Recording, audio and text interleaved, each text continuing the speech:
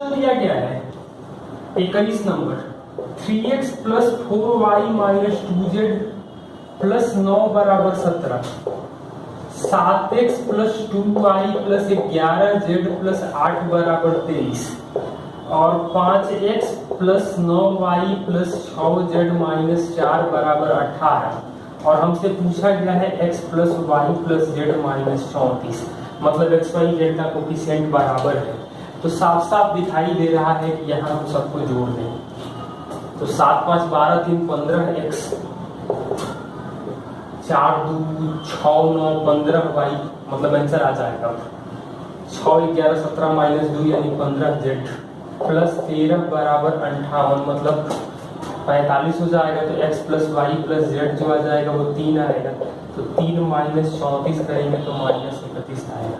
क्या क्या है x plus 3y minus 2z/4 बराबर दिया गया है 6, x plus 2/3 2y plus 3z बराबर दिया है 33 और 1/7 x plus y plus z into 2z दिया गया है 9 और हमसे 46x प्लस 131y पूछा गया है। x plus 3y minus z/2 आ रहा है 6, x plus 4/3y plus 2z आ रहा है हमें 33 और x प्लस वाई प्लस 14 और 15z आ जाएगा हमें 63। हमसे पूछा गया है 46x प्लस 131y का मान क्या होगा। यहाँ 42 से गुणा करेंगे तो ये 42 होगा, इसको हम लोग 3 से गुणा कर दें तो ये 45 हो जाएगा और ये एक जोड़ दे तो 46 हो जाएगा।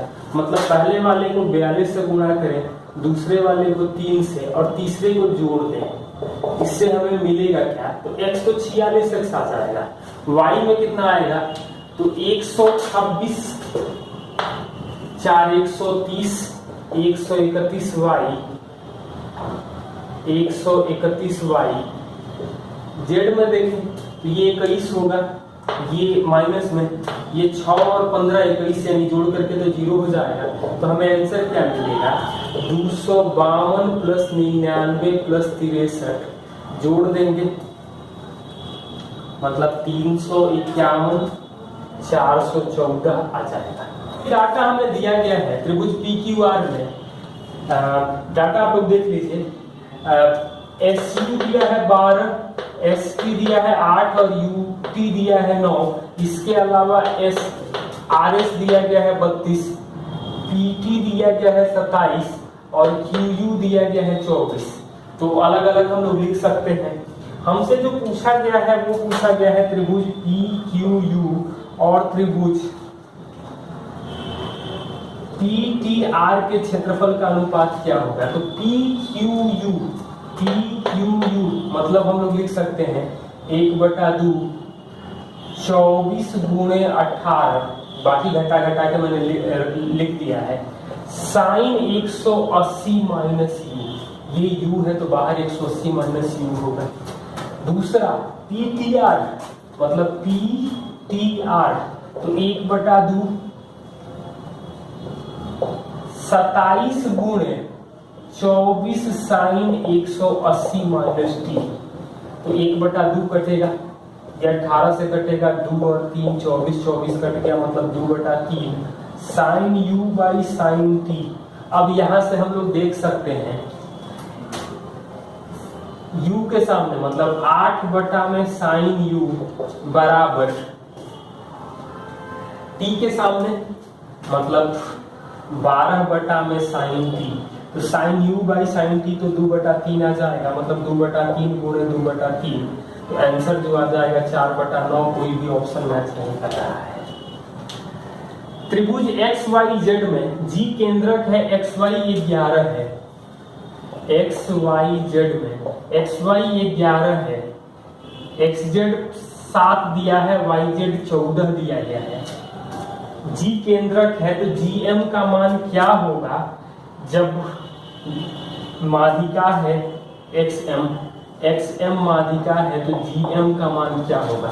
तो माध्यिका का फॉर्मूला हम लोग जानते हैं, तो XM का वैल्यू आएगा 1/2, 2 गुणे 11 square plus 7 square minus 14 square, मतलब 1 गुणे 11 स्क्वायर प्लस 7 स्क्वायर, तो 121 और 49, 170, 340, 196 घटा देंगे तो 144, मतलब 12 का आधा 6 आ जाएगा, तो 6 आएगा तो ये 2 आएगा, तो 1 में बांटता है माध्यिका को जी।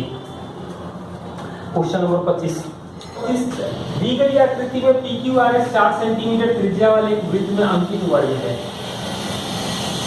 तो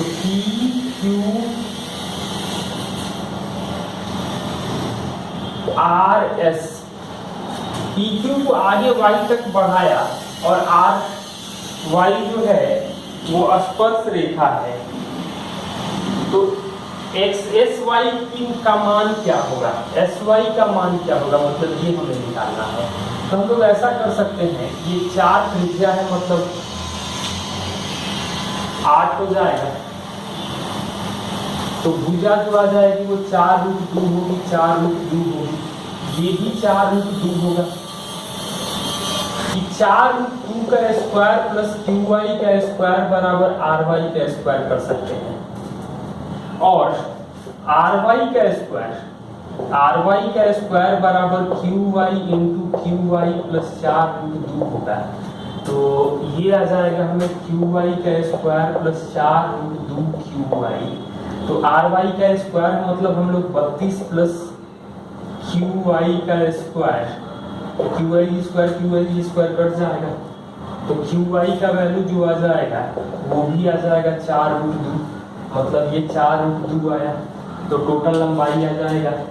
SY का मान निकालना है, तो SY का मान निकालना है, मतलब ये आधार और ये लंब 90 डिग्री है, तो 8√2 का स्क्वायर प्लस 4√2 का स्क्वायर, मतलब 64 दूनी 128 और 32 160 का वैल्यू हो जाएगा 4√10 सेंटीमीटर। एक समलंब में एक विकर्ण दूसरे को 2 9 के अनुपात में विभाजित करता है, समानांतर में बड़ी भुजा 45 है, तो दूसरी छोटी भुजा की लंबाई क्या है? तो समलंब चतुर्भुज में विकर्ण एक दूसरे को समविभाजित करते हैं, तो ये विकर्ण 2 9 में है, तो 9 के लिए 45 दिया गया है भुजा, तो ये भी 2 होगा, और ये 9 के लिए 45 है, तो 2 के लिए 10 सेंटीमीटर आ जाएगा। क्वेश्चन नंबर 27, दी गई आकृति में CD और AB वृत्त के व्यास है, मतलब AB और CD वृत्त के व्यास है, AB और CD एक दूसरे पर लंब है, मतलब 90 डिग्री का कोण भी बना रहा है। इसके बाद दिया गया है कि वृत्त की त्रिज्या 5 है, यानी कि AB 10 हो जाएगा, CD भी 10 हो जाएगा। आगे कंडीशन दिया है PB अनुपात PA जो होगा वो 2:3 होगा, और CN अनुपात DN जो है वो 2:3 है, तो हमें SM की लंबाई क्या मिलेगी? तो इसके लिए हम लोग कर सकते हैं कि PB 2 है और PA, तो PB 2 है, मतलब कि ये 4 हो जाएगा और ये 6 हो जाएगा, तो ये 1 लंबाई होगी, 5 त्रिज्या है, तो क्योंकि दोनों व्यास मिल रहे हैं। इसी तरह से CN और DN, तो CN 4 आ जाएगा, DN 6 आ जाएगा, मतलब ये 6 आ जाएगा, तो ये भी 1 होगा, ये 1 का वर्ग आ जाएगा। हमें पूछा गया है SM की लंबाई क्या होगी, तो SM की लंबाई निकालना है, मतलब ये लंबाई निकालना है। इसके लिए हम लोग क्या करेंगे, तो SN की लंबाई क्या होगी ये निकालें, तो SN की लंबाई आएगी √5 स्क्वायर माइनस 1 स्क्वायर, ये घटेगा, मतलब 24 का मान मतलब 2√6 वर्गमूल आएगा, 1 ये घट जाएगा, तो SM का वैल्यू आएगा 2√6 माइनस 1। फिगर ध्यान से देखेंगे तो क्लियर हो जाता है। दी गई आकृति PQRS 20 सेंटीमीटर भुजा वाला एक वर्ग है, तो ये वर्ग है। इसके साथ और भी एक चीज दिया गया है कि SR को बिंदु T तक बढ़ाया गया और TQ की लंबाई 25 है, TQ की लंबाई 25 है, मतलब ये 20 है, ये 20 है, ये 20 है, ये 25 है, मतलब ये 15 आ जाएगा ट्रिपलेट से। हमसे पूछा जो गया है कि दोनों केंद्रों के बीच की दूरी क्या होगी, दोनों मतलब वर्ग के अंतर अंतःवृत्त है और त्रिभुज के अंदर। तो सबसे पहला हमारा काम होगा कि ये तो भुजा 10 आ जाएगी, ये कितना आएगा, तो स्मॉल आर का वैल्यू आएगा 15 प्लस 20 माइनस 25 बटा 2, यानी कि आ जाएगा 5। तो ये 5 आ जाएगा, ये 10 आ जाएगा, ये 10 है, ये 5 है, मतलब 15 है। तो हमें बीच की दूरी, केंद्र की दूरी मतलब O1 O2 पूछा गया है, तो O1 O2 के बीच की लंबाई आएगी 15 है स्क्वायर, ये पूरा 10 है, ये 5 है, मतलब पूरा 10 है, 5 नीचे है तो 5 ऊपर बचेगा, तो 15 स्क्वायर और 5 स्क्वायर 225 और 25, यानी कि आ जाएगा √250, इसको लिख सकते हैं 5√10। दी गई आकृति में MNOP 6 सेंटीमीटर भुजा वाला एक वर्ग है।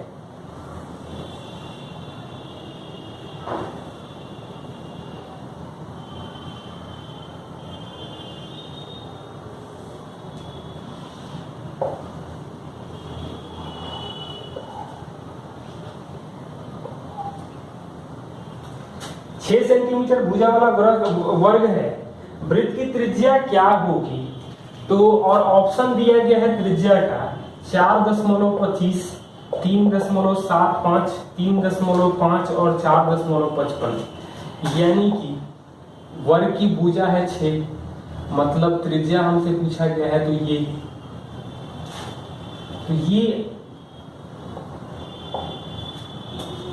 तो हम लोग एक चीज और देख लें कि ये r होगा, तो ये 6 माइनस r मिलेगा,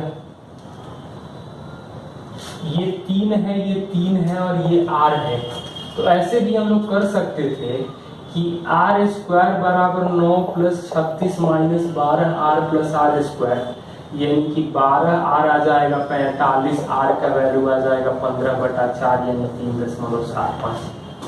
एक तो तरीका ये है, कैलकुलेशन बड़ा नहीं है, फिर भी मुझे आंसर दिखाई दे रहा था, क्योंकि ये 6 है भुजा, तो 4.55 और 4.25 को देखिए नहीं रहा है, 3.5 जब इसको हम करेंगे तो ये बचेगा 2.5 हो, 3 हो और 3.5 आ जाए, ऐसा संभव नहीं है, ट्रिपलेट में हम लोग चेक कर सकते थे। तो दी गई आकृति PQR में कोण Q पर समकोण है, मतलब यहाँ समकोण है, फिगर देख लीजिए, PQ 35 है, ये 35 दिया गया है, QS हमें 28 दिया गया है, ये QS 28 दिया गया है, और हमसे पूछा गया है तो SR की लंबाई क्या होगी, SR की लंबाई क्या होगी। तो इसके बारे में हम लोग, तो ये दोनों 90 है, ये कॉमन है, मतलब अल्फा, तो 90 माइनस अल्फा यहाँ आएगा, 90 माइनस अल्फा यहाँ आएगा, ये 90 होगा, मतलब 35 है, तो ये 21 आ जाएगा। तो अल्फा के सामने है 28, यहाँ अल्फा के सामने आ जाएगा 21, दोनों अलग अलग ट्रायंगल की बात कर रहे हैं। 90 माइनस के सामने के अल्फा आ जाएगा यहाँ पर SR, इस ट्रायंगल में और इस ट्रायंगल में, और यहाँ 90 माइनस अल्फा के सामने आएगा 28, मतलब 4 और 3, तो SR का वैल्यू जो आ जाएगा वो 112/3, मतलब 37.33 सेंटीमीटर आ जाएगा।